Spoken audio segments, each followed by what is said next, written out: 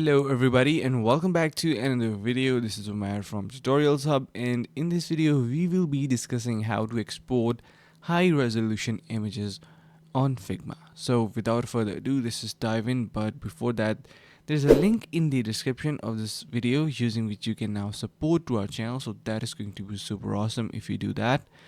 Alright, so basically there are a couple of reasons that why you are having low resolution images being exported.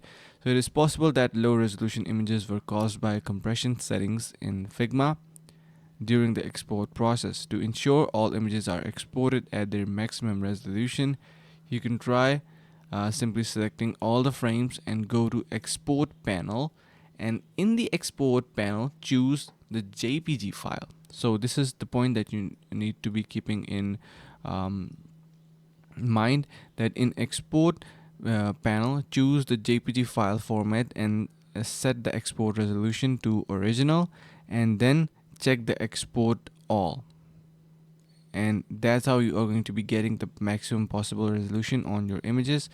And then you're going to be checking the boxes to export all selected frames. Simply choose your destination folder and export your images, and this should work for this issue.